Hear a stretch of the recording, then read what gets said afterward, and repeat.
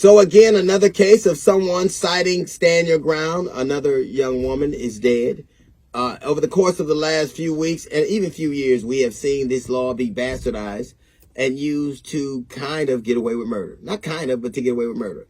In the last few months, we have seen a young boy shot for knocking on the wrong door.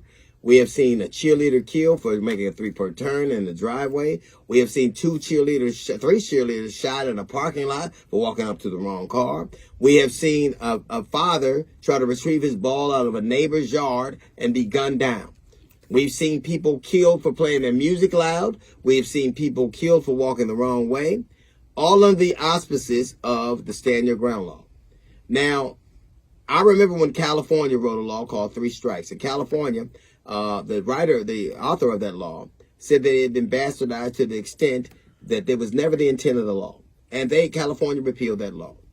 If it is not the intent that so many innocent people die, that this law is used to justify people trying to retrieve somebody an iPad in a front yard and dying, or kicking a ball in the yard and dying, if that isn't a byproduct of what you thought would happen, then someone should say something. Someone should make to do their best to make the public aware that they are using the law incorrectly. But I suspect that is not the case. I expect that the case is they are willing to have all of these mishaps happen so that people have the right to sanction murder. We're not that fearful of society.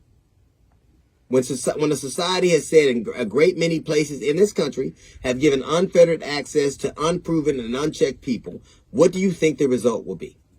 We're a nation that can't even be trusted with codeine. You try to buy codeine and see, don't you have to talk to a pharmacist? You try to buy Sudafed and see, don't they take your address and find out what your purposes are?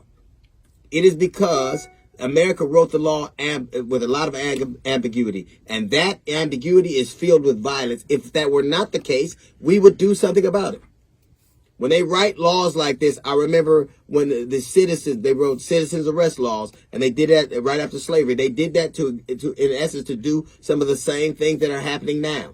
They wanted to empower people to be able to use deadly force and to get cover for it. When these stand your ground laws, every human being, every animal, every mechanism has the right. We are born with the notion of fight, hide, or flight. Stand your ground means I don't even have to try to get away. I can just use deadly force as a default position. If that is not the intent, someone should say something. If people are dying, kids are getting shot in the head for ringing doors, and cheerleaders getting shot in parking lots for walking up to the wrong car or turning in the wrong driveway, if that is not the intent, then there needs to be a concerted effort to re-educate the American people as to the merits and the standards used for this law. But rather than do that, they will let these kind of tragedies, these are purpose. Either they're an accident and we should do something about them to mitigate them, or let them go and keep happening what's happening now.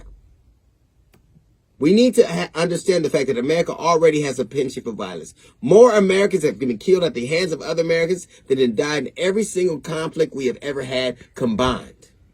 There are 35 to 60,000 Americans that die every day in this country because of guns.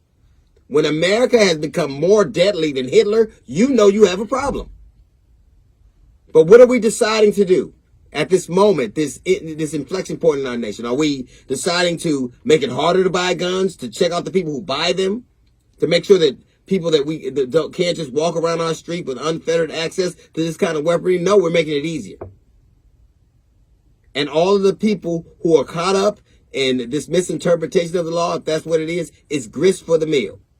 If we are not going to do our best to make sure that the public understands this is not a license, we should do something about it.